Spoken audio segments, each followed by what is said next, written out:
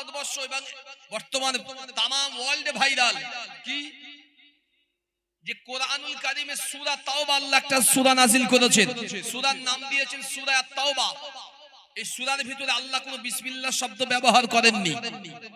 এই ছোট্ট অল্প সময় আমি একটু গুরুত্বপূর্ণ আলোচনা করছি, শুনে নেন।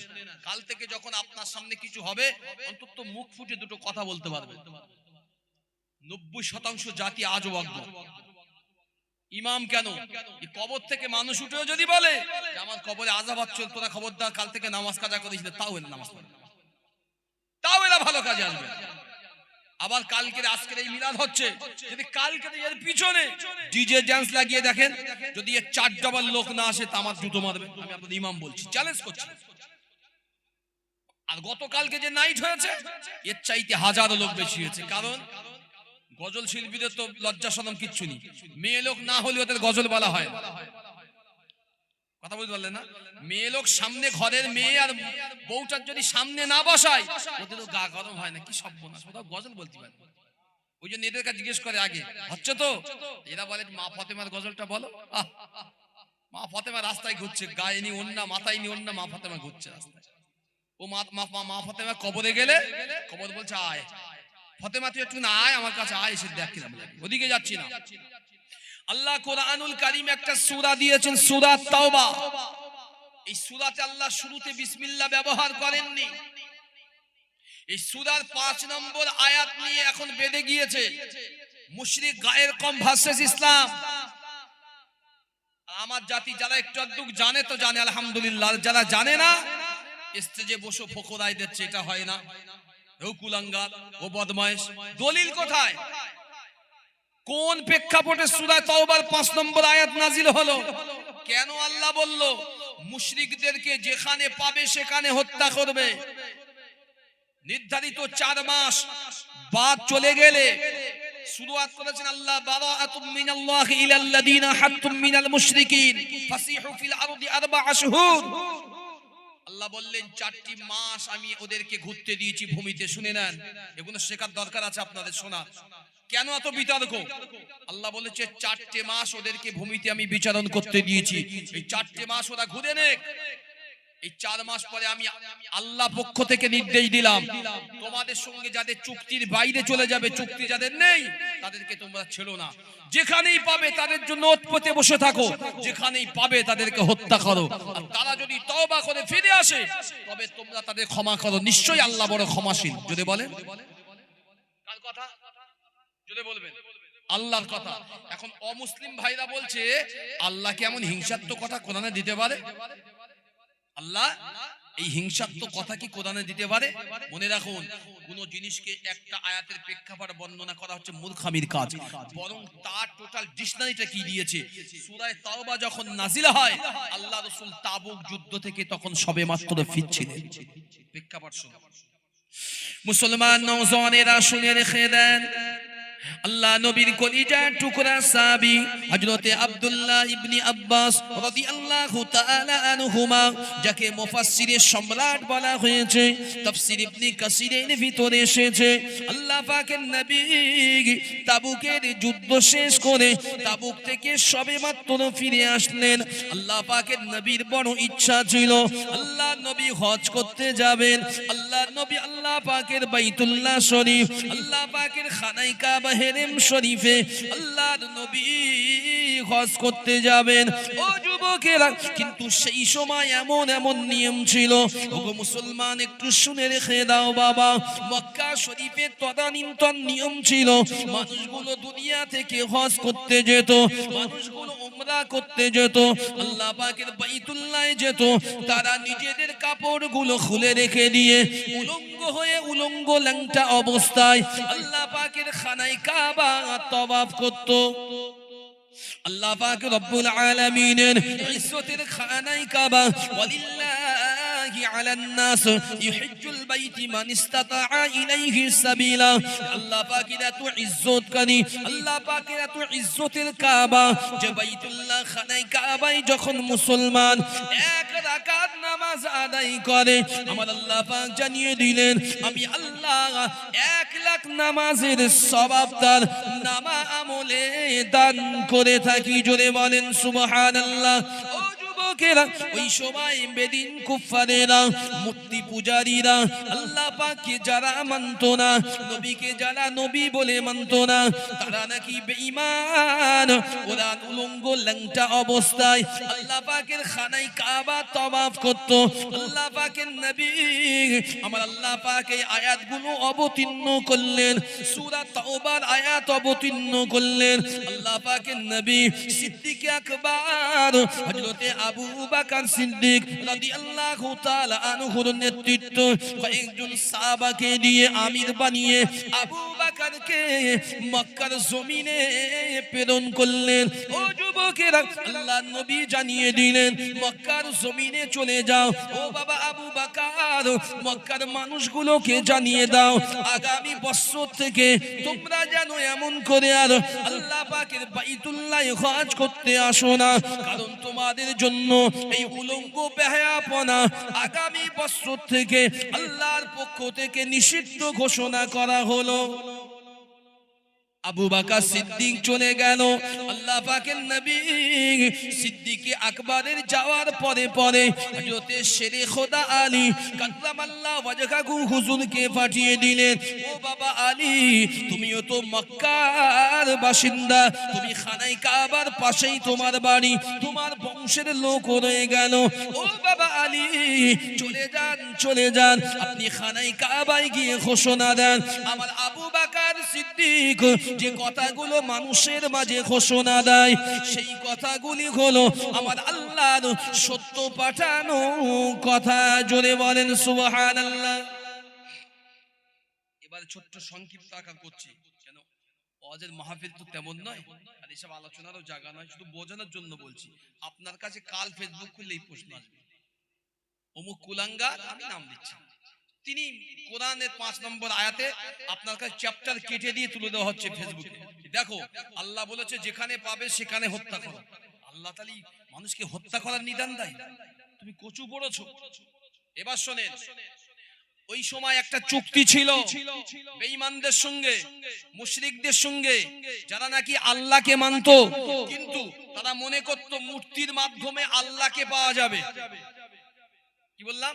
মূর্তি পূজার মাধ্যমে আল্লাহ অর্জন সম্ভব, কিন্তু মুহাম্মদকে নবী বলে মানতে অস্বীকার করলো তারা। ঠিক এই পিরিয়ডে একটা বড় চুক্তি ছিল, কিন্তু চুক্তি হওয়ার পরেও মক্কার কিছু কিছু বেঈমান বেদিন কাফেরগুলো মুসলমানদের চুক্তি ভিত্তিক জিনিসগুলো উল্লঙ্ঘন করলো, বারবার মদিনায় আক্রমণ করলো, বারবার মুসলমানদের উপরে আক্রমণ করলো। এখন প্রশ্ন হলো, যারা ওয়াজ শুনতে বসেছেন, ছোট্ট একটি কথা শোনেন। আপনার সঙ্গে আমার একটা চুক্তি হয়েছে 1 বছরের, আপনার ঘেরিটা আমি 2 বছর বা 1 বছরের লিজ নেব। এই 2 বছরের লিজ এত টাকা হবে আমি দিয়ে দেবো। এখন আমি টাকা দিয়ে দিয়েছি, তারপরেও আপনি বারবার যাচ্ছেন, বলছে ঘেরি ছেড়ে দাও। আপনি কি করবেন? ঘেরি ছেড়ে দেবেন না পাল্টা কিছু একটা করবেন? আইনা তো তাই বলে। তো 2 নম্বর এক্সাম্পল শোনেন, গাজা মানে প্যালেস্তাইনের উপরে বারবার ইসরায়েলি আক্রমণ। এখন ইসরায়েল ধরলেন নিরীহ, অস্ত্র সজ্জিত নয়, সজ্জিত নয়, কিন্তু প্যালেস্তাইন এই আপনার ইসরায়েল অস্ত্র সজ্জিত, নিরীহ নয়। প্যালেস্তাইন নিরীহ, নিরীহ ফিলিস্তিনের উপরে ইসরায়েলের বর্বরতা দিন দিন বেড়েছে।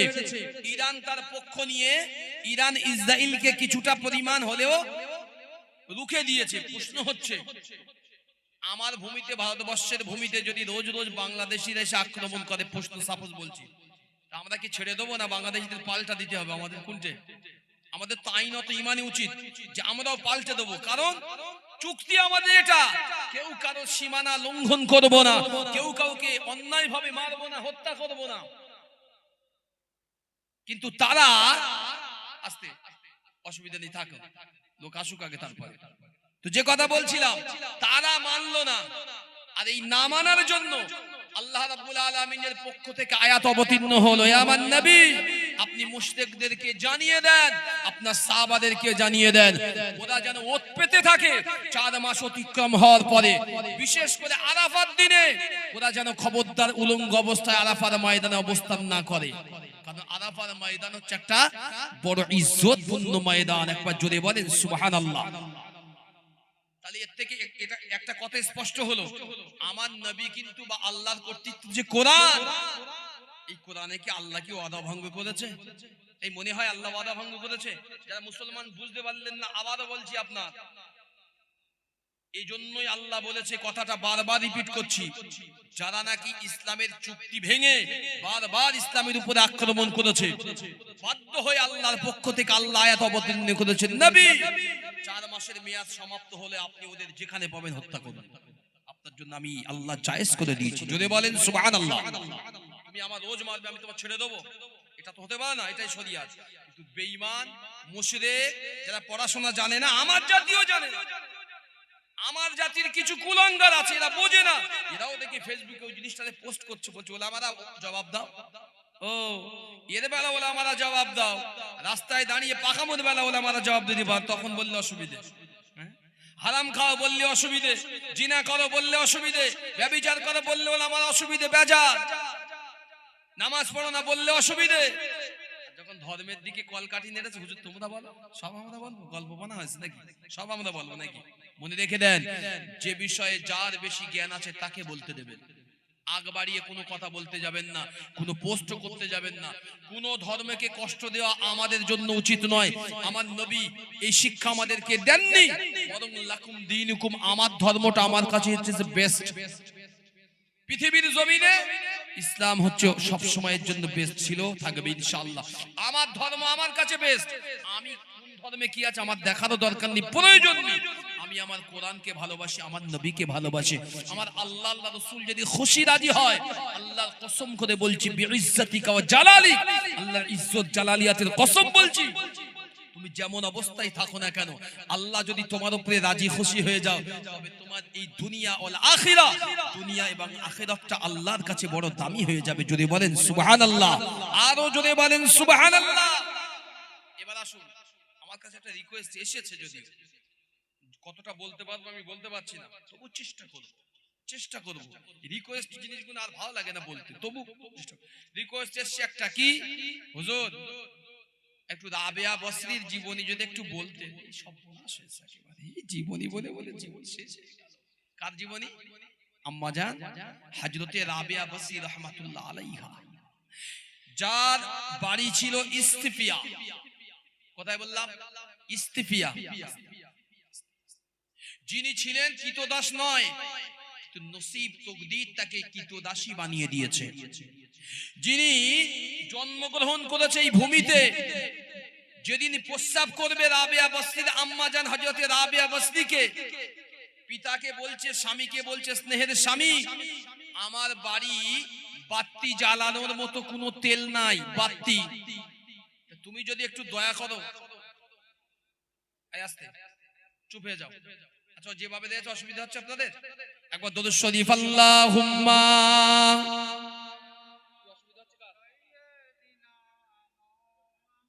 অসুবিধা আছে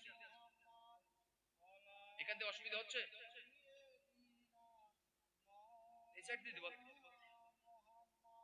যে কথা বলছিলাম আমার দিকে শোনেন, যেহেতু রিকোয়েস্টের সাথে বলতে হচ্ছে। আচ্ছা, আপনার অসুবিধা হয় ও ভাইজান, এদিক থেকে হবে? আচ্ছা আচ্ছা আচ্ছা আচ্ছা আচ্ছা, তাহলে আপনি সামনের দিকে দেন, অসুবিধা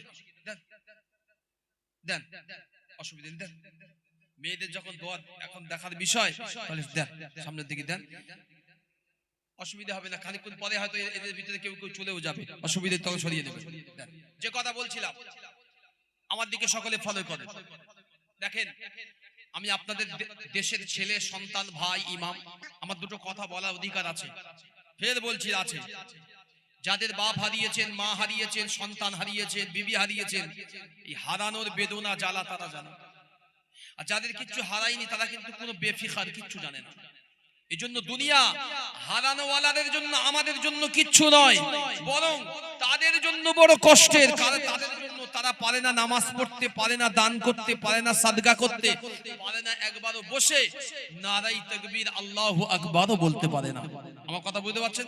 আপনি আমি জীবিত আছি, একবার বসেও তো সুবহানাল্লাহ বললাম, এটা আল্লাহ পাকের বড় শান ইজ্জত। যে কথা বলছিলাম শোনেন, আম্মাজান হযরতে রাবিয়া বসরি রাহমাতুল্লাহ আলাইহা, ইনি যেদিন দুনিয়ার জন্মগ্রহণ করছেন, শোনেন, স্বামী বিবি স্বামীকে বলছে, স্বামী ঘরেতে সামান্য বাতি জ্বালানোর মতো তেল নেই, একটু পাশের ঘরের থেকে একটু তেল এনে দেবেন। বিয়াদি মানুষ শোনেন, আমরা পুরুষ মানুষ অনেক সময় কসম করি কাল থেকে এই কাজটা করব না, অনেক মহিলাও কসম করে কাল থেকে এই কাজটা করব না। রাবিয়া বসরির আব্বাও কসম করেছে, আমি জীবদ্দশায় কোনোদিন মানুষের কাছে কিছু চাইতে যাব না মনের দুঃখে। কিন্তু দৃশ্য এমন হয়েছে, রাবিয়া বসরি যখনই জন্ম নিলেন, গর্ভবতী মা যেই জন্ম দিয়েছেন, প্রস্তাব করেছেন সন্তানকে, স্বামীকে বলছে, স্বামী এখান তো কেউ নেই, তুমি পাশের বাড়িতে যাও, গিয়ে দয়া করে আল্লাহর রাস্তায় একটু তেল চেয়ে আনো, কারণ আমার বাচ্চাটা হয়েছে, একটু বাতি জ্বালানোর প্রয়োজন, বাতি। আমি খুব সংক্ষিপ্ত করছি। রাবিয়া বসরি দুনিয়ায় জন্ম নিলেন, আল্লাহ পাক তাকে বড় নিয়ামত দিয়েছিলেন দুনিয়ায়, কিন্তু তার তকদিরে এটাই ছিল, কোন একটি কাল পিরিয়ডে তারা সকলেই একে একে তার পিতা মাতা সব ইন্তেকাল করলো। তার আগেও 2 বোন, কেউ বলেছে 3 বোন ছিল, সকলেই কালের অনুগ্রহে হারিয়ে গেল। রাবিয়া বসরিকেও এক জায়গায় মানুষ বাড়ি থেকে তুলে নিয়ে গিয়ে মানুষ বেচা কেনার যে হাট হয়, সেই মানুষ কেনা বেচার হাটে গিয়ে রাবিয়াকে বিক্রি করলো। আর রাবিয়াকে যিনি খরিদ করলেন, কিনলেন, তিনি আবার এসে রাবিয়াকে বিক্রি করলেন। তিনি করলেন ইরাকের বস্তা নামক শহরে রাবিয়া বসরিকে বিক্রি করে দিলেন।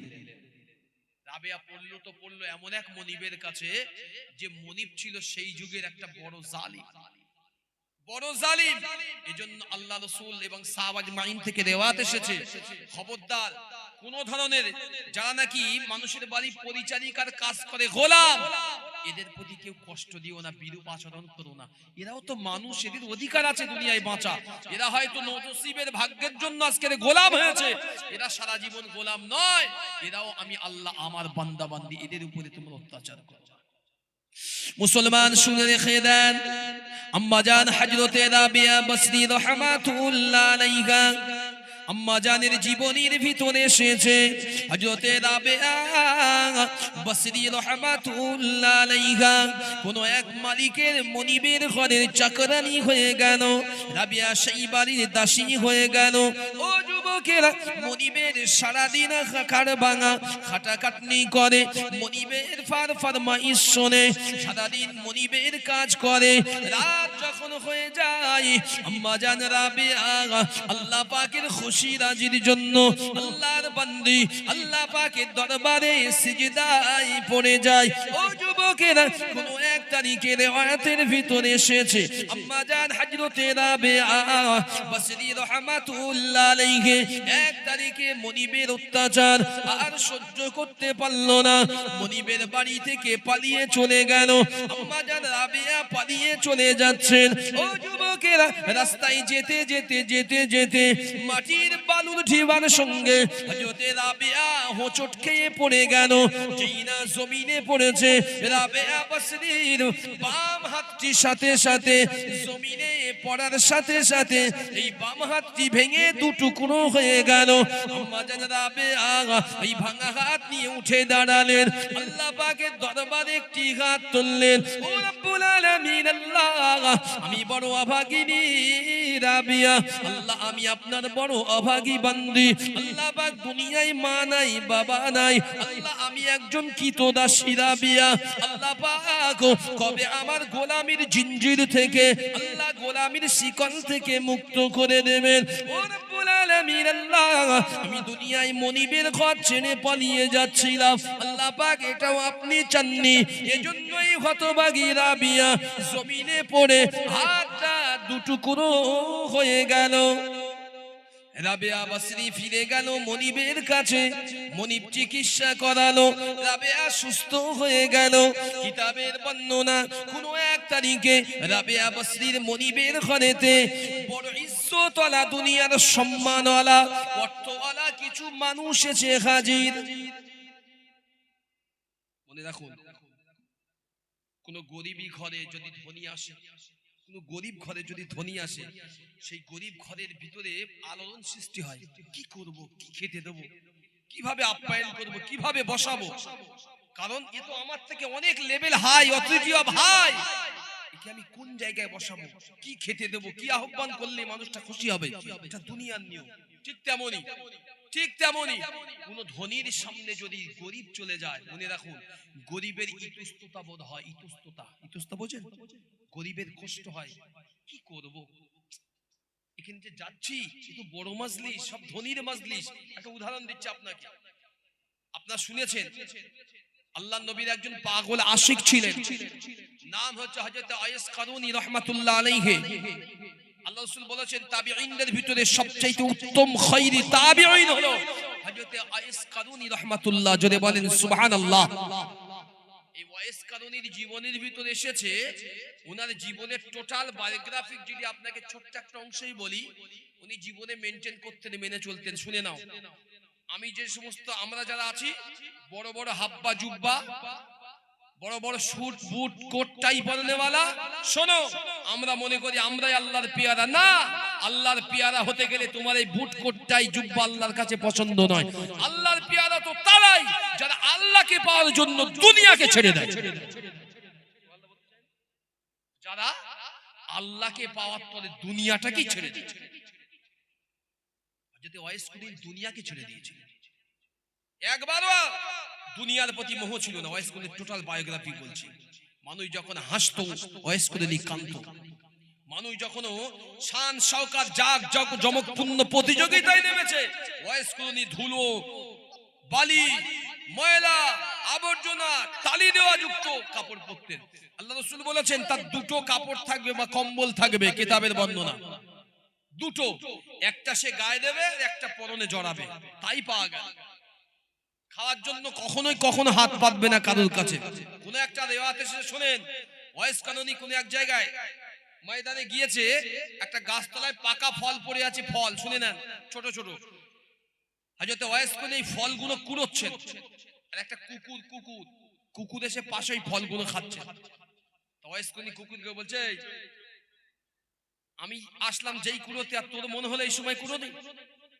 আমি ওয়াইস যে সময় আসলাম তোর মনে হলো কুড়ো নেই, তা তুই খা। শোন, তোকে একটা কথা বলি, তুই আমার সঙ্গে একসঙ্গে ফল খাচ্ছিস, খা। এই ফল আমিও খাবো, তুইও খাচ্ছিস, তবে খা। মনে রাখিস কিয়ামতের দিনে আল্লাহ পাক যখন পুল সিরাত প্রতিষ্ঠা করবে, সেখানে যদি আমার মতো গুনাহগার পার হতে পারি, তবে আমি তোর চাইতে অনেক দামি। আর যদি পার না হতে পারি, তা নিশ্চিত থাক তুই আমার থেকে অনেক দামি। যদি বলতে পারলেন না, কত বড় ইজ্জতওয়ালা, কত বড় কথা, হিকমতপূর্ণ চিন্তা করুন। কুকুরকে পাশে দাঁড়িয়ে বলছে তুই আমার খানা খাচ্ছিস তো খা, আখিরাতে যদি আমি পুল সিরাতের পুলটা আল্লাহ পার করতে পারি আমি, তবে আমি দামি, যদি না পারি তবে তুই আমার থেকে অনেক দামি। ওই একজন মানুষকে বলে বসাননি তুই কুকুরের মতো চড়ার এখানে থাকবে না, কিন্তু উঠে কখন শার্ট করে হাতে একদম থোবনা লাল করে দেবে একে মারিতে। ঠিক না ভুল বলছি? অত সোজা নয়। বাইজিদ বোস্তামি কিতাবগুলো খুলে দেখুন, উনি কুকুর কেন ডাকে তার বিস্তারিত বর্ণনা দিয়েছেন হযরত বাইজিদ বোস্তামি রাহমাতুল্লাহ আলাইহি। কুকুর এমনি ডাকে না, বাইজিদ রাস্তা দিয়ে যাচ্ছে আর কুকুর আসছে, বাইজিদ কুকুরকে দেখে পোশাক ড্রেসটা ধরে সংকীর্ণতা অর্জন করেছে, তখন কুকুরের জবান আল্লাহ খুলে দিয়েছেন। কুকুর বলছে ও বাইজিদ, তুমি তো জানো আল্লাহ আমাকে নাপাক জীব হিসাবে দুনিয়ায় সৃষ্টি করেছে, কিন্তু তোমাকে আল্লাহ তো পবিত্র উৎকৃষ্ট আশরাফুল মাখলুকাত সৃষ্টি করেছে। তোমাকে তো আল্লাহ পাক লাকাদ খলাকনাল ইনসানা ফি আহসানি তাকবীম, আল্লাহ সৃষ্টির সেরা করেছে, তুমি তো জানো। আমাকে দেখে তোমার সংকীর্ণ হওয়ার কোনো কারণ নেই, আমি ইচ্ছাকৃত তোমার কাপড়ে আমি দাগ দেব না। তবে বাইজিদ শোনো, তুমি তোমার কাপড়ে দাগ লাগতে দিও না, কারণ তোমার কাপড়টা যে আমার চাইতে অনেক বেশি সাদা। একবার জোরে বলে। তারপরে হুজুর কুকুরের বিষয়ে অনেক লম্বা চওড়া লিখেছেন। আমরা কুকুরের জবানটা বুঝি না, তাই আল্লাহ জবান দেয়নি আমাদের মতন। তাই আমাদের সামনে দিয়ে কুকুর যায়, তা কি আছে, কুকুরও বদদোয়া করে আমাদের বিরুদ্ধে। আমাদের ভিতরে এমন এমন জিনিস আছে, বস্তু চিজ আছে, মানুষ নামের কলঙ্ক, যুবক নামের, কুকুরও বদদোয়া করে। জমিন তো করে, কুকুর কেউ বলতে 31st নাইট রাস্তায় বার হওয়া যায় না গতকালকে রাত্রে, আমি মিথ্যা বলছি না। কি একেবারে হচ্ছে যেন, বার হওয়া যায় না। নারী, পুরুষ, যুবক, যুবতীদের যেন মেলা লেগেছে। এরাও তো কোনো না কোনো বাপ মার কোক গর্ভ থেকে দুনিয়া এসেছে। এরা কারা? এখানে জাত ভেদাভেদ করতে আসবেন না, বিচার করতে আসবেন না। এখানে মানুষ বিচার করুন, এরা কোন মানুষ। এই সমস্ত মেয়েরা একদিন আমার ঘরে বধূ হয়ে আসবে, এই সমস্ত ছেলেরা আপনার ঘরে জামাই হিসাবে যাবে। তখন কত আনন্দ লাগবে। আমার জামাই কি সুন্দর দেখতে, সোনার চাঁদের মতো। খুঁজলে দেখেন ওই বেঈমানের কিচ্ছু নেই, ও বেঈমানের বউ নেই ওর ভিতরে, মুসলমানের মও নেই। তার আগে সব শেষ করেছে। আর মেয়ে, ছেলের মা বলতেছে আমার সোনার টুকরি একটা মেয়ে এসে, আমার মেয়ের মতো। ও মেয়ের মও নেই। আমার কথা বুঝতে পারলেন না? সব সেই দুনিয়া থেকে ধ্বংস। এরা জানে না, এদের না আছে শিক্ষা, না আছে লেহাজা, না আছে কোরআন, না আছে পর্দা, এরা কিচ্ছু নেই ভিতরে। শুধু ঠন ঠন করে ঘুরছে, মরার অপেক্ষায় এরা হয়তো প্রহার করছে। কোথায় যাচ্ছে না দিদিদের জানে না, কোথায় যাচ্ছে জানে না। মুসলমান শুনে রেখে দেন, আল্লাহ পাকের বড় মাহবুবা ছিলেন, আল্লাহ পাকের বড় পেয়ারা ছিলেন, আল্লাহ পাকের বড় মুহাব্বতের বান্দি ছিলেন হযরতে রাবেয়া বসরি রাহমাতুল্লাহ আলাইহি। আম্মা জানের কিতাবের জীবনীর ভিতরে এসেছে, কোন এক তারিখে মনিবের বাড়িতে কিছু কিছু মেহমান এসেছে, মনিব তাদেরকে দাওয়াত দিয়েছে, মনিব তাদেরকে দাওয়াত দিয়েছে। ও যুবকেরা, রাবেয়ার বাড়িতে কিছু মানুষ এসেছে। মনিব রাবেয়াকে বললেন, রাবেয়া আমার বাড়িতে আজকে বড় বড় অতিথি আসবে। ও রাবেয়া তুমি খবরদার তাদের সামনে কোন জিনিস যেন তাদের মেহমানদারির ভিতরে কোন ত্রুটি যেন না হয়ে যায়। আম্মা জান রাবেয়াও তৈরি ছিলেন। এক তারিখে দেখা গেল, সেই দিন এসে গেল, মেহমানদা ঘরেতে এসে উপস্থিত হলো। মনিব রাবেয়াকে বলল, রাবেয়া মেহমানদের সম্মুখে বড় বড় খানজাই করে খানাগুলো তুমি সার পরিবেশন করো। ও যুবকেরা, আম্মা জান রাবেয়া খানাগুলো লাগালেন। ওই খানার ভিতরে ছিল মুসলমান ছোট্ট ছোট্ট পাখিগুলো, সেগুলো জবাই করে ওই পাখিগুলো তেলের ভিতরে ছেড়ে দিয়ে রোস্ট করে ওই মেহমানদেরকে খেতে দেওয়া হলো। পাখি, বুঝতে পারছেন কি বলছি? পাখি রোস্ট করে মেহমানদের খেতে দিয়েছে। মেহমানদের কাছে ছুরিও দিয়েছে, কাটা। মালিককে জিজ্ঞাসা করছে একটা মেহমান, আচ্ছা এই যে পাখি রোস্ট করে আমাদেরকে খেতে দিচ্ছ, এই পাখি তো মৃত, এর গায়ে কি লাগবে? মালিক বলছে, এ কি অবাক করা প্রশ্ন না, মৃত জিনিসে কি লাগে?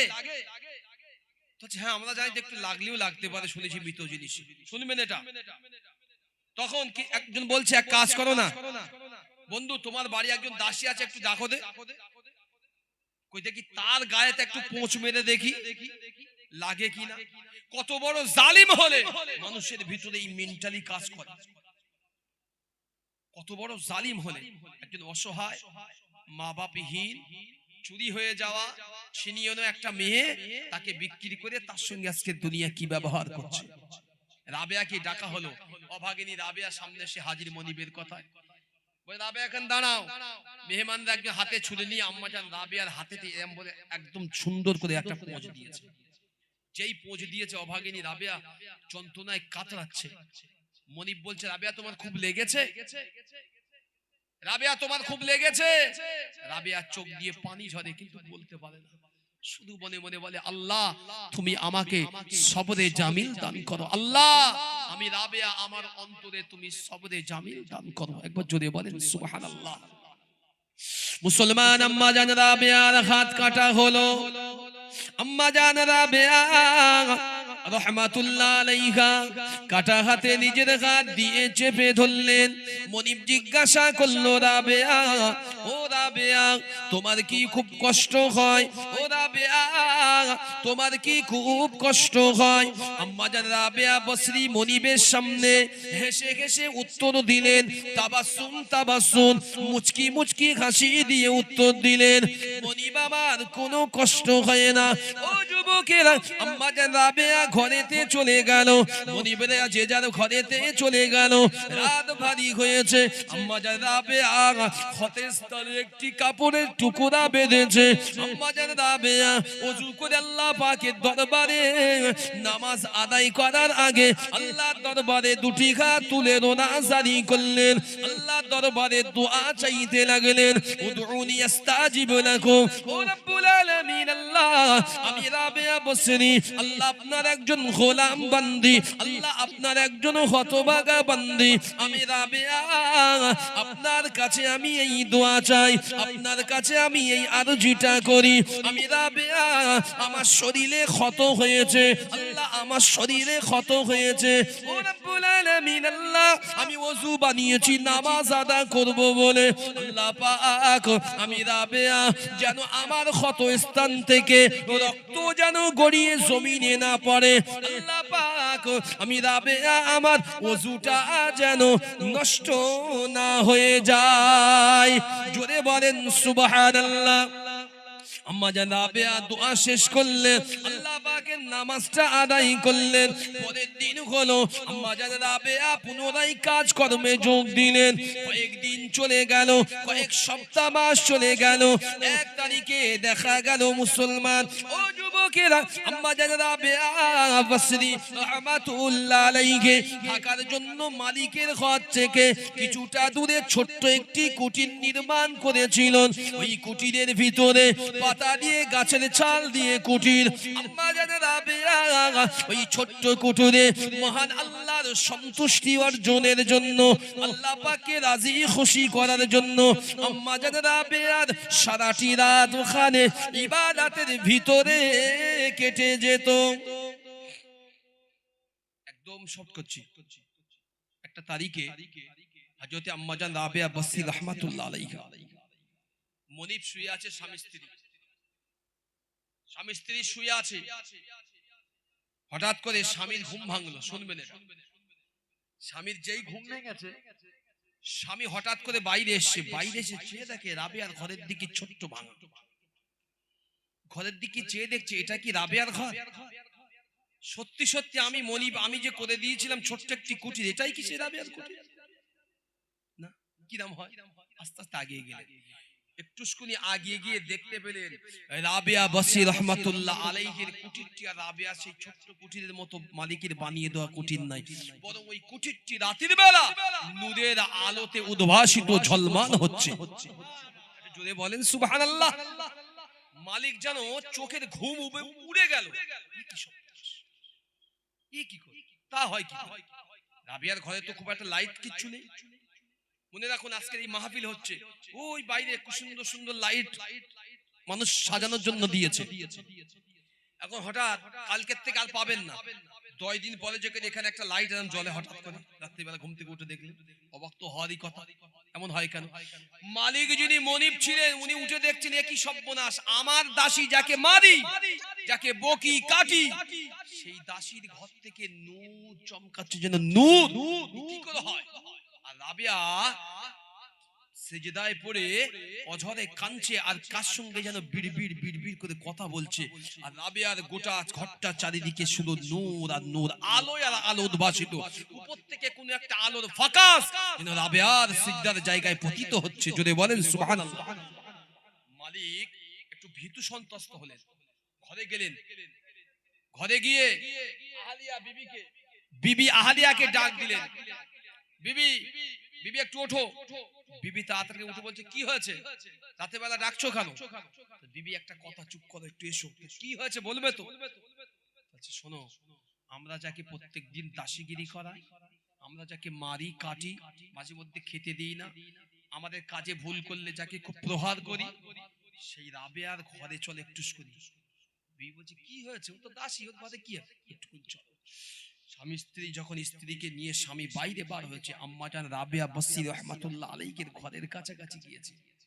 বিবি মানে ঘরের মালকিন দেখে অবাক হয়ে গেল, এই কি দৃশ্য হতে পারে? একজন দাসীর ঘরে, একজন গোলামের ঘরে এত সুন্দর নূরের ফোকাস কোথা থেকে আসে? স্বামী স্ত্রী আস্তে আস্তে পায়ে পায়ে হেঁটে আগিয়ে গিয়ে দেখছে, সত্যি সত্যি আমাদের দাসী রাবেয়া সিজদায় পড়ে পাটিতে গুনগুন গুনগুন করে কাঁদছে আর কি যেন বলছে। আর রাবেয়ার ঘরে যেন উপর থেকে ওই ভাঙাচুরো ঘরে জান্নাত থেকে কিংবা আল্লাহ পাকের আরশ থেকে কিংবা আসমান থেকে ইখতিলাফি আসমান থেকে নূরের ফাঁকা যেন রাবেয়ার ঘরেতে এসে পড়ছে। যদি বলেন সুবহানাল্লাহ। মুসলমান নওজোয়ান শুনে রেখে দাও, জীবন যদি গড়তে হয় আদর্শবান জীবন গড়ে যান। মুসলমান যদি জীবন গড়তে হয়, নারী যদি তোমার জীবনটা গড়তে হয়, আদর্শ নারীর জীবনটা গড়ে নাও। এমন জীবন তৈরি করো, দুনিয়া তুমি যখন চলে যাবে দুনিয়া তোমার জন্য কাঁদতে লাগবে, আর তুমি তোমার জন্য আখিরাত আসমানবাসী আল্লাহর ফারিস্তারা সবাই দোয়া করে আল্লাহর দরবারে তারা মুচকি মুচকি হাসতে থাকবে। ও যুবকেরা, রাবেয়ার ঘরেতে মালিক আর মালকিন এই দৃশ্য দেখে আর সহ্য করতে পারলো না, সারা রাত আর ঘুমোতে পারলো না। যেই না ভোর হয়েছে, ফজরের আযানটা হয়ে গেল, আম্মা জান রাবেয়া বসরি রাহমাতুল্লাহ আলাইহা তিনি যখন ফজরের নামাজটা আদা করে আল্লাহ পাকের কোরআনুল কারীম তেলাওয়াত করে মালিকের বাড়িতে কাজে যোগ দিলেন। ও যুবকেরা, মালকিন এসে হাত ধরলেন, মালকিনের চোখ ভরা পানি, বুক ভরা বেদনা, পাশেই মালিকও দাঁড়িয়ে আছে। স্বামী স্ত্রী রাবেয়াকে হাত ধরলেন, ও বেটি রাবেয়া, ও বেটি রাবেয়া, আমরা অনেক তোকে কষ্ট দিয়েছি মা, অনেক তোকে বেদনা দিয়েছি, অনেক তোকে দুঃখ দিয়েছি, গোলাম বলে তোকে তিরস্কার করেছি, কালো দাসী বলে তোকে আমরা অসম্মান করেছি, কিন্তু না না রাবেয়া, ও রাবেয়া, আমরা একটা সিদ্ধান্ত নিয়েছি, তার আগে তুমি আমাদেরকে বলো, রাত যখন ভারী হয়েছিল, দুনিয়ার মানুষ সব ঘুমিয়ে গিয়েছিল, ওমিনাল লাইলি ফাতাহাজ্জাদ বিহি নাফিলাতাল লাক, যখন তাহাজ্জুদের সময় ছিল, ও রাবেয়া ওই সময় তোমার ঘরেতে গেলাম, আমরা দেখতে পেলাম তুমি সিজদায় জানো গুনগুন গুনগুন গুনগুন করে কার সাথে কথা বলছিলে। উপর আসমান থেকে একটি লাইটের ফোকাস তোমার কুঁড়ে ঘরেতে পতিত হচ্ছিল, আর তোমার গোটা ঘরটা ওই আলোয় আলোকিত হয়ে যাচ্ছিল। ও রাবেয়া, আমরা জানতে চাই, একবার বলো ওই দৃশ্যটার কারণটা কি বলে দাও।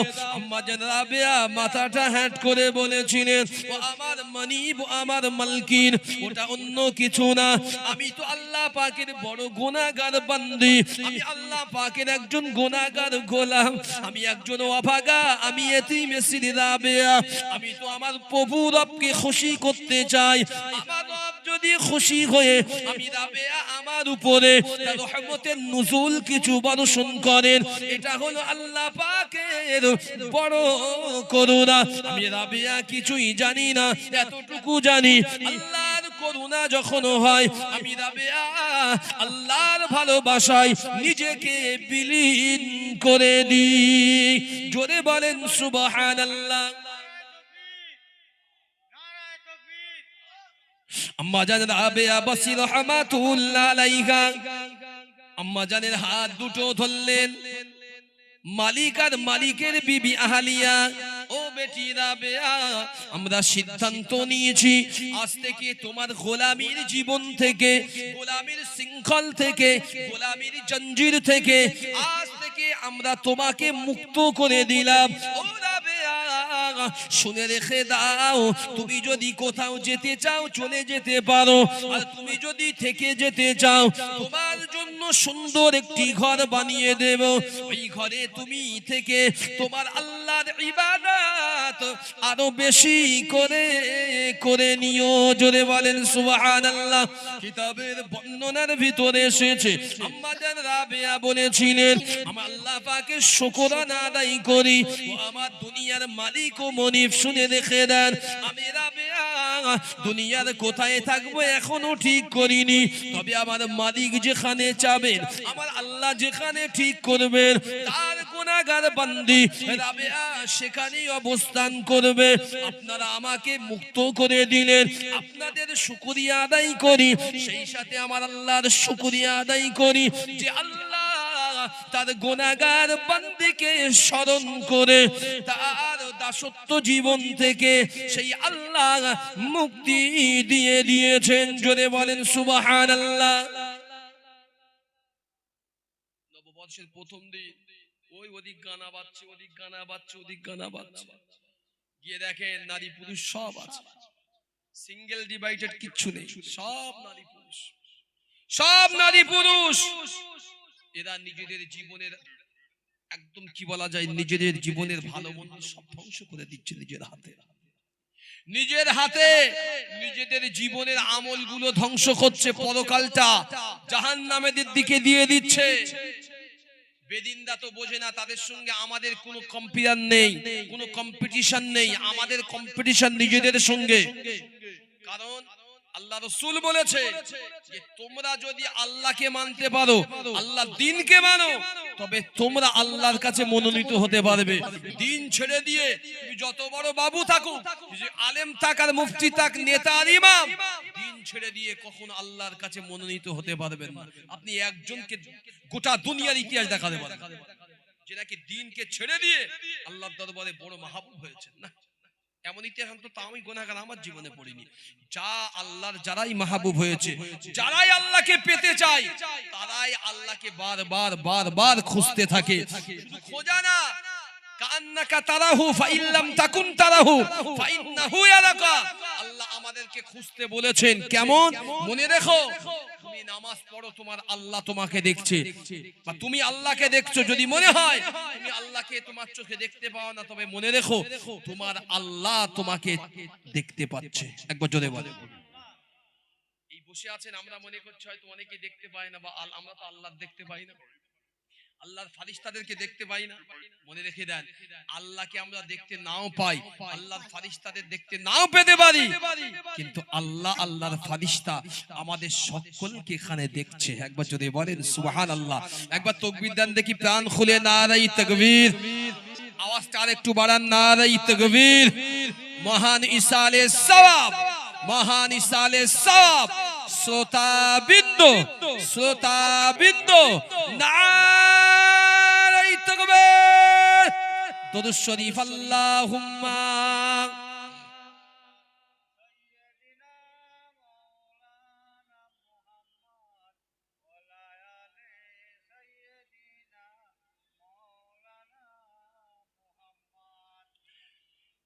कमली वाले निगाहे करम हो अगर,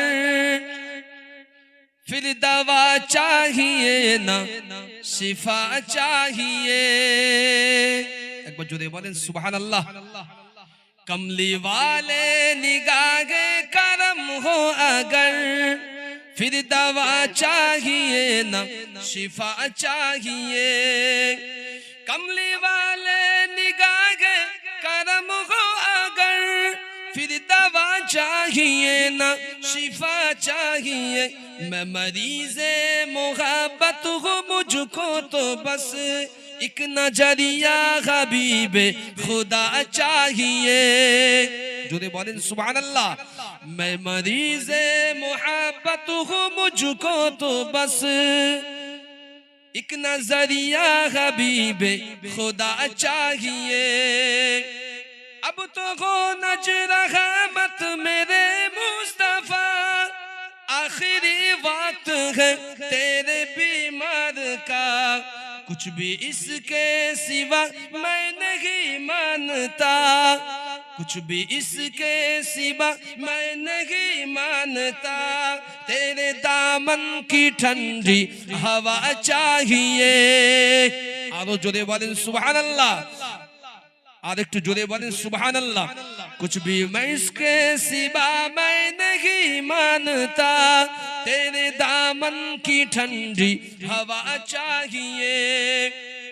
मौत कुछ भी नहीं, मौत से क्यों डरूं, एक जा क्या फिदा लाख जाने करूं। मौत से क्या डरूं, कोई मौत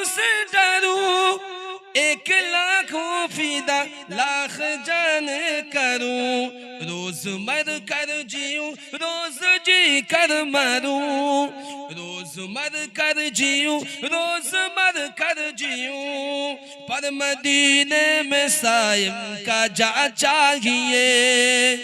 जोरे बोले सुभान अल्लाह।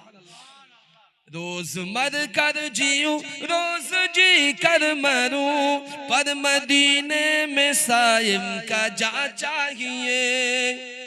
तू ही ईमान से मुझको वागिज बता, इससे मांगे भला मुस्तफा की सिवा। जोरे बोलें सुभान अल्लाह, একটু চিল্লে বলেন সুবহান আল্লাহ। तू ही ईमान से मुझको वागिज बता, किससे मांगे वाला मुस्तफा के सिवा। अंबिया भी पुकारेंगे महशर के दिन, अंबिया भी पुकारेंगे महशर के दिन, मुस्तफा चाहिए, मुस्तफा चाहिए। जोरे बोलें सुभान अल्लाह। अंबिया भी पुकारेंगे महशर के दिन, मुस्तफा चाहिए, मुस्तफा चाहिए। कमली वाले निगाह के करम को अगर, फिर दवा चाहिए ना शिफा चाहिए।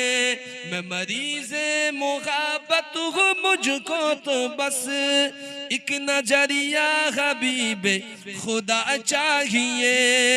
मैं मरीज़े मुहाबत हूँ, मुझको तो बस एक नजरिया हबीबे खुदा चाहिए। अल्लाहुम्मा सल्ले अला।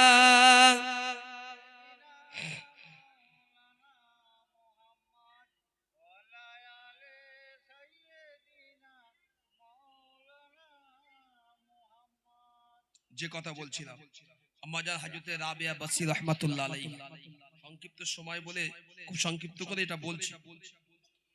মুক্ত হলেন, আল্লাহ তাকে মুক্ত করলেন খোলা আকাশে। মনে রেখে দেন, মুক্ত মানে এটা নয় যে আল্লাহ থেকে চলে যাওয়া, আল্লাহ থেকে দূরে সরে যাওয়া। আল্লাহ দুনিয়া থেকে তো কোথায় যেতে পারবো না, কারোর ক্ষমতা নাই। আল্লাহ জমিন থেকে কারোর ক্ষমতা নাই। মুসলিম, অমুসলিম, জৈন, খ্রিস্টান, বৌদ্ধ, পারসি, যে যা ধর্ম বিলং করি, কারোর ক্ষমতা নাই। পৃথিবীতে কোনো মায়ের লালের ক্ষমতা নাই যে আমার আল্লাহ রাব্বুল আলামিনের এই জমিন দুনিয়া ত্যাগ করা, অন্য কোন দুনিয়ায় যাওয়া, কারোর ক্ষমতা নাই। যদি থাকতো মানুষ এর কম দেখে ছাড়তো। কথা বলতে পারলেন না? মানুষ যখন একটা মানুষকে হত্যা করতে পারে, একটা মানুষ যখন একটা মানুষকে হত্যা করতে পারে, হক ফাঁকি দিতে পারে, জোর করতে পারে, ছিনিয়ে নিতে পারে, তাহলে একটা মানুষ নিশ্চয়ই, যদি এই নাম সুযোগ থাকতো যে আল্লাহর অগোচরের বাইরে আর একটা দুনিয়া তৈরি করা যায়, তাহলে আমাদের মতো যন্ত্রকে এই সুযোগটা নিত না উনি। এই কথা বলতে পারলেন না? আমরা এই সুযোগটা আগে নিতাম, এই জন্য নেই। কারণ আল্লাহ রাব্বুল আলামিন কোরআন কারীমের ভিতরে বলেছেন, ইয়া মা'আশারাল জিন্নি ওয়াল ইনসি ইন ইসতাতা'তুম আন তানফুযু মিন আকতারিস সামাওয়াতি ওয়াল আরদ ফানফুযু লা তানফুযুনা ইল্লা বিসুলতান। তোমাদের যদি মনে হয় আল্লাহর বিচার সঠিক না, দুনিয়া ভালো নয়, আল্লাহ পাকের রাজত্ব ঠিক উপযুক্ত নয়, পছন্দ নয়, আলাগ একটা অন্য রাজত্বে আমার বাইরে গিয়ে দেখাও, তবে যেখানেই যাও না কেন মনে রেখো সেখানকার সুলতান সম্রাট হলাম স্বয়ং আমি আল্লাহ। একবার জোরে বলেন সুবহানাল্লাহ। যারা কোরআন নিয়ে পাকামু করে, আল্লাহ তাদের জন্য একদম শুরুয়াতে বলেছেন, ওয়া ইন কুনতুম ফি রাইবিম মিম্মা নাযালনা আলা আবদিনা ফাতু বিসূরাতিন মিন মিসলি ওয়াদউ শুহাদাআকুম মিন দুনিল্লাহি ইন কুনতুম সাদিকিন। যদি ক্ষমতা থাকে, একটা সময় আরবের কবিরা চ্যালেঞ্জ করেছিল এই কোরআনের আদলে। মনে রাখা দরকার, অনেকে জানে না। আরবের কবিরা, আরবের গোত্র কবি যারা ছিল, বড় বড় কবি, এই কবিরা চ্যালেঞ্জ করেছিল এই কোরআনের। আবু জেহেলরা কবিদের দ্বারস্থ হয়েছিল যে তোমরা তো মশহুর কবিতা লেখো, বড় বড় কবিতা তোমরা লেখো, বিরাট মশহুর কবি মুহাম্মদ বিন আব্দুল্লাহর কাছে নাকি ওহী আসছে কোরআন, তোমরা, আমি বলেছি ওটা কোরআন নয়, ওটা জাদু মন্ত্র, তোমরা ওর পাল্টা একটা কিছু লিখে দেখাও। সম্ভবত ভুল না হলে কবি লাবিদ ছিলেন একজন অন্যতম। সময় দেওয়া হলো আল্লাহর পক্ষ থেকে, নবীর পক্ষ থেকে, যাও তোমাদেরকে একদিন বা 24 ঘন্টা, 2 দিন, 5 দিন, 1 সপ্তাহ সময় দিলাম। লাবিদ চ্যালেঞ্জ গ্রহণ করে ঘরে গিয়েছিল। আর তখনকার যুগে রেওয়াজ ছিল ভালো জিনিস কিছু লিখে, চ্যালেঞ্জ গ্রহণের কোনো জিনিস হলে লিখে খানায় কাবাইকে লটকে রেখে চলে আসা হতো, মানে সবাই দেখতো। কথা বুঝতে পারছেন? মানে আমি যদি আপনার সঙ্গে যুদ্ধ করতে চাই, সেটা ঘোষণা দিয়ে লিখে খানায় কাবাই গিয়ে টাঙিয়ে দিতে হতো। রীতি ছিল। লাবিদ টাঙিয়ে দেবে এই পাল্টা, তখন আল্লাহ রাব্বুল আলামিন কোরআনুল কারীমের আয়াত নাযিল করলেন, অবতীর্ণ করলেন। হাবিব ওদেরকে জানিয়ে দেন, ওয়া ইন কুনতুম ফি রাইবিম মিম্মা নাযালনা আলা আবদিনা ফাআতু বিসূরাতিন মিন মিসলি। ক্ষমতা যদি থাকে, ওদের যদি স্পর্শ থাকে, স্পর্ধা থাকে, তবে যদি মনে হয় এটা কোনো জাদু কবিতা, তবে আমি আল্লাহ ওদের চ্যালেঞ্জ করলাম, আমার কোরআনের আঙ্গিকে একটা শ্লোক বাক্য তৈরি করে ওরা দেখা। 1 মাস 2 মাস হয়ে গেল, লাবিদের ক্ষমতা হলো না। লাস্টে স্বীকার করল আবু জেহেলের কাছে, আবু জেহেল শোনো, সত্যি সত্যি বলছি, এটা মুহাম্মাদের রচিত কিচ্ছু নয়, এটা সত্য কথা। যা কিছু মুহাম্মদ বিন আব্দুল্লাহ বলে, ওমা ইয়ানতিকু আনিল হাওয়া ইন হুয়া ইল্লা ওয়াহয়ু ইউহা, নিশ্চিতভাবে ওটা আল্লাহর পক্ষ থেকে, নিজের বানানো কিচ্ছা কিচ্ছু বলে না। যেটা আমরাও বললাম আজকের, যিনি আমাদের বললেন আল্লাহ, এটা হলো কোরআনের বাণী আল্লাহ, এর সপক্ষে দুনিয়ায় কোনো পাল্টা ক্ষমতা নাই। যদি বলেন আরো চিল্লে বলেন সুবহানাল্লাহ। আজকে 1500 বছর পরে এসে তুমি কোথা থেকে ভুঁই ফোড়া ওঠা বেঈমান দেশ খেকো জিনিস, তুমি এসে বলছো কোরআনে সূরা তাওবার 5 নম্বর আয়াত আল্লাহ বলেছে যেখানে পাও সেখানে মারো। ঠিক বলেছে, ঠিক বলেছে। সারা জীবন তুমি আমার মারলে, সারা জীবন আমার নবীর মারলে, সারা জীবন অত্যাচার করলে, নামাজি অবস্থায় অত্যাচার করেছো, গলায় পা তুলে দিয়েছো, উটের ভুঁড়ি নারী চাপিয়ে দিয়েছো, নামাজ পড়ছে মুখে ধুলো ছুঁড়ে মেরেছো, থুতু দিয়েছো, গর্দানে পা তুলেছো, সব সহ্য করেছি। যখন নিজস্ব স্বতন্ত্র ভূমি আসলো, রাষ্ট্র হলো মদিনায়, রাসূলের অধিকার আছে, তোমার যেখানে পাবে সেখানে হত্যা করো। তুমি এতদিন তুমি আমাদের করেছো, আমরা মানি। এতদিন আমাদের করেছো, সব মেনে নিয়েছি নিশ্চিতভাবে, কিন্তু কখনো প্রতিবাদ করিনি। আল্লাহ রাসূল বড় আশা করে, আমার নবী হজে যাচ্ছেন, বড় আশা করে বেঈমানরা মধ্যখানে এসে বাধা দিয়েছে, হজ করতে দেব না। চুক্তি করা হলো হুদায়বিয়া সন্ধি। ইতিহাস মুসলমান জানে, বড় মায়ুস জীবন নিয়ে আল্লাহ রাসূল মনটা নিয়ে ফিরে গেলেন। ওমর ফারুক বলছে, ইয়া রাসূলুল্লাহ, আমার তরবারি এখনো আমার খাফে আছে, একবার হুকুম দেন। ওমর এসে বলছে, ইয়া রাসূলুল্লাহ, আমাদের ধর্ম দিন কি সত্য দিন ধর্ম নয়? রাসূল বলছে, কেন? অবশ্যই সত্য দিন ধর্ম। তাহলে আপনি হুকুম দেন না কেন? তরবারিতে এখনো খাপ যুক্ত রেখেছি, খাপ থেকে খুলবো কবে? কোষ থেকে খুলবো কবে? হুকুম দেন। রাসূল বলল, ওমর, তুমি বুঝতে পারছো না এই চুক্তিটা আমাদের কতটা লাভবান করবে। আল্লাহ তাই করেছে, আল্লাহ তাই করেছে। আদতে এই চুক্তিটা ছিল একটা ঐতিহাসিক বিজয়ের পূর্বাভাস। যদি বলেন সুবহানাল্লাহ। তুমি এতদিন আমাদের চুক্তির ভিতরে ছিলে, চুক্তি ছিল এতটুকু যে তোমার আন্ডারে আমিও তোমার কিছু বলবো না, তুমিও দখল আন্দাজি দেবে না। ও বাবা, চুক্তি করার পর দেখা যাচ্ছে বারবার তুমি আমার বিষয়ে নাক গলাও, আমার লোকের দেখতে পালি মেরে দাও।